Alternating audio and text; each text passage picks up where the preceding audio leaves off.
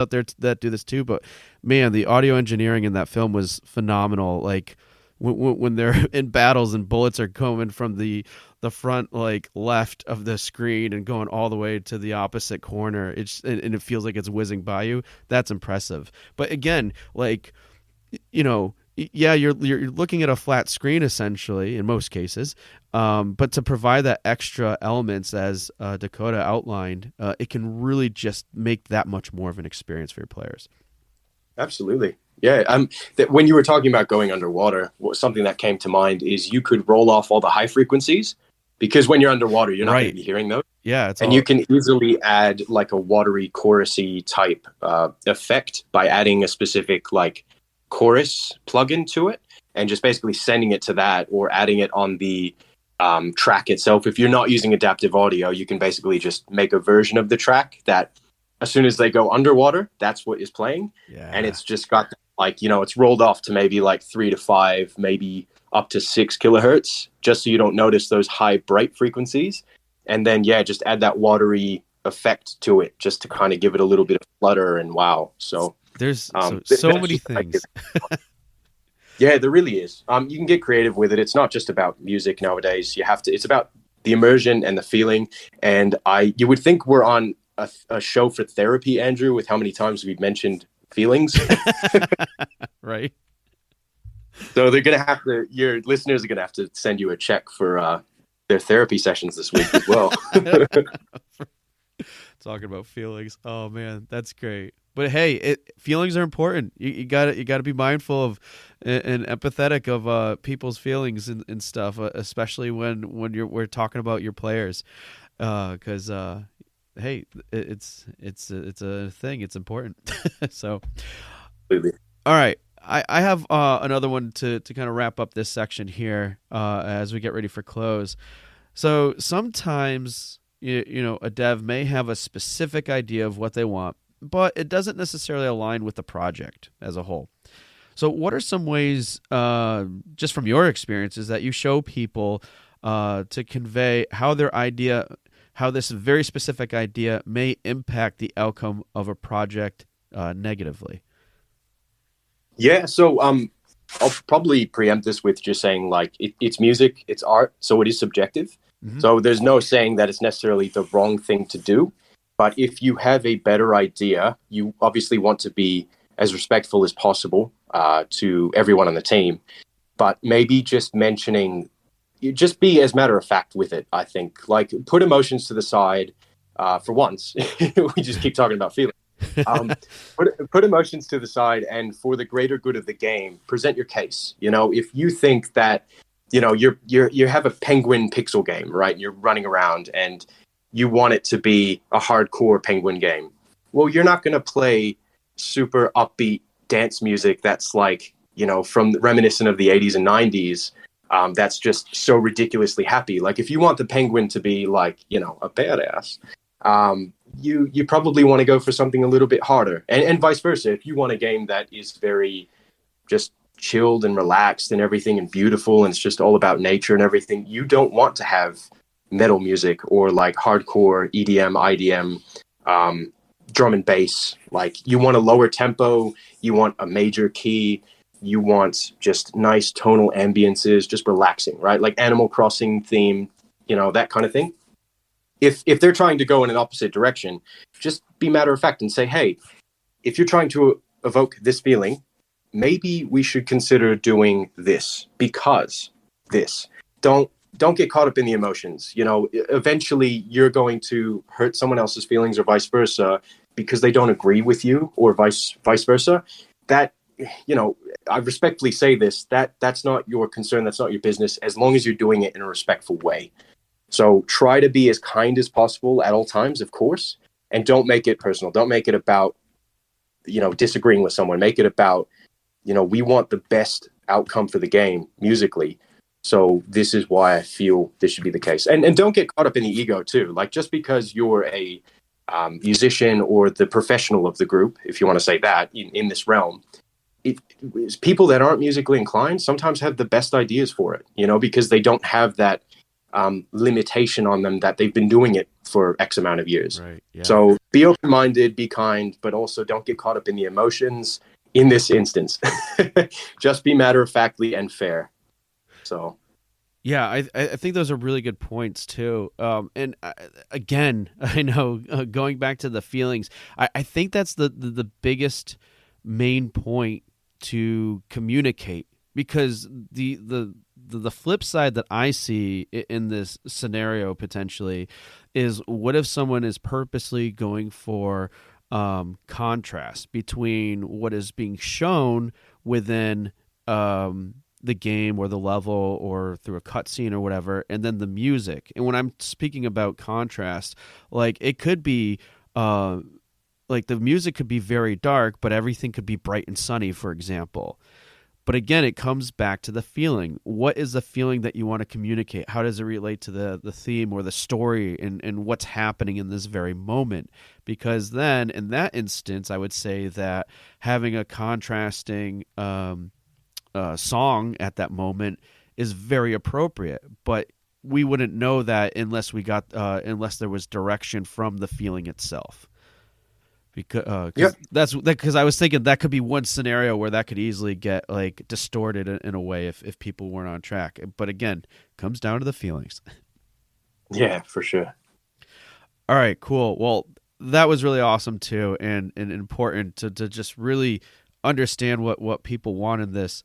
So as we get ready to close here, though, we covered quite a bit today, and I was thinking, what out of everything we discussed, what like 3 suggestions or tips would you recommend to indie devs based on our talk today?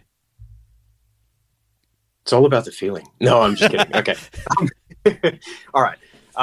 Number one, I would say, although they're very accessible and usually of high quality, try to avoid using asset packs where possible, only because customized, integrated, and adaptive music is huge for the game feel. So, we're not going to hit on that whole feeling thing again, but where possible, try to put a portion of your budget towards contracting a composer, sound designer. There's a million out there. There's a million talented ones out there. Try to find the right fit for you. Somebody that's versatile, somebody you get along with, and somebody that does have the technical knowledge that they can apply to make life easier for you. Because if they don't, it's going to probably cost you more in the long run, and you're just not going to get the right result, I don't feel. Number 2, I don't think we really covered this, but it's probably just a tip that came to mind. Try to put the best parts of your audio in your social media assets and your posts on like Twitter, Instagram, whatever you're doing, especially for trailers, right? Because most people that, if you're talking about a marketing funnel, the top of the funnel, when they know about you, you want them to really be wowed so they can move down the funnel and obviously get on a wish list. If you have a trailer that has a really epic cinematic piece, make sure that the music in your game is epic and cinematic, but you've chosen the best kind of part, and best is subjective, but the best suiting part for the trailer, because that is really going to get people excited and interested. So yeah, best parts of your audio in your social media assets and posts, and especially for your trailers. So I think that's quite important. We didn't hit on that, but just a little tidbit I thought would be good. And lastly, I would say if budget, I think we spoke a little bit about that. If budget is a constraint, don't rule working out with a composer if you do have some funds to put towards that. I do know that there are composers out there that would do pro bono work.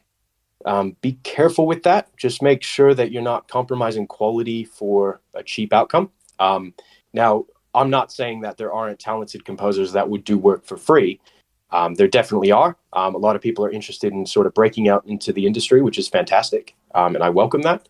But just make sure that it's the right fit, right? And sometimes you have to pay a little bit more, a little bit less, depending on the right fit. There's nothing wrong with that, but just try to find it in your budget to have that, because, again, customized, adaptive audio that's integrated fully is going to have a huge effect on the overall game feel. And not to mention, you can find a savvy composer that can work with you with your budget.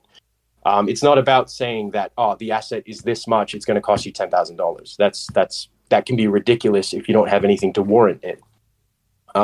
What you can do is things like vertical layering, right? You can reuse themes in a track that you just play slightly differently. You can reuse notes and everything to make sure that you have the longest amount of minutes that you can work for a game. So, if let's say, Andrew, I'm doing composing work for your game.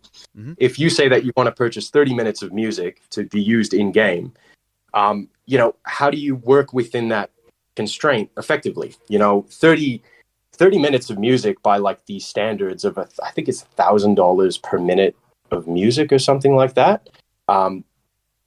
Anyway, so if that's $30,000, how can I actually stretch that so I can give you 30 minutes worth of music that you can reuse and loop and everything, that you're actually really only paying for like 3 minutes of music, but it's just strategically laid out and layered differently top to bottom. Like you might have 16 tracks worth of music and instruments and everything, but they're composed and arranged in a way that doesn't get fatiguing on your ear, that you can use to your advantage, and you didn't have to pay an arm and a leg. Just try to find the right fit for you, not only for style and feel, but also for the ability to work with you for your budget, for whatever limitation you're trying to put on it. Because yes, buying any kind of contract work can be expensive by nature, but if you have somebody that's keen and it's the right fit for you, work together to come to the right resolution. That's, I guess, the moral of that tangent. No, and I mean, these were all great points, but I really love the last one because, it's a similar approach I take with, with the work that I do, is like, what are ways, like, if it's appropriate, what are ways it can be things that can be scaled and get more value out of the work that you're doing and everything else. And that was just such a great example of that. And I think one that most people don't think, they normally think of, I need completely different tracks for like every level. But in a way, technically they are, even though they're reusing the same melody. But we see this all the time in all sorts of mediums too, where you have that single melody theme played throughout, but then you have a sad, somber version, and then you have a happy, upbeat one, and all those same things. And I don't think when we're getting to a point where we need music for a game, that we think that way, like, hey, we could really repurpose this, put a lot of the energy and effort into this one main track, the theme for the game, if you will, and then play it throughout, and then change it throughout. So I love that tip, because I think that's one that we generally don't think about.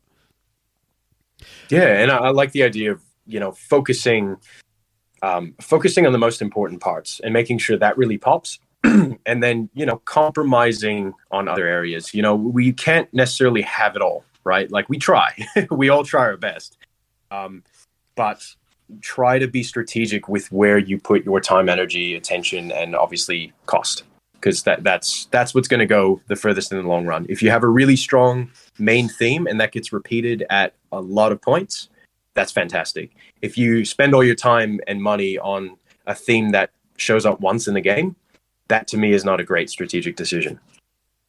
Couldn't have said it better myself. All right, Dakota. What you said it. I know, but still, you said it better. All right. Well, Dakota, I really appreciate the time that you had with us today on the show. Is super helpful. I think it was really helpful in getting a better sense and understanding of these processes, how to find people, what things to consider, and everything else. But before we go, I'd love for you to share any ways that people can reach out and connect with you. Do you have a website? Like anything else you'd like to share with the audience in terms of how to get in touch with you? Yeah, sure. Absolutely. So my website, if you're interested in looking at compositions I've done and the video game development I've done in the past as well, if you wanted to email me or anything like that, it's all on my website. It's dakotasauve.com. So DAKOTASAUVE.com. Always up for a chat. If you're in Australia, catching up for a coffee would be great. We have lower restrictions here, although there was a recent outbreak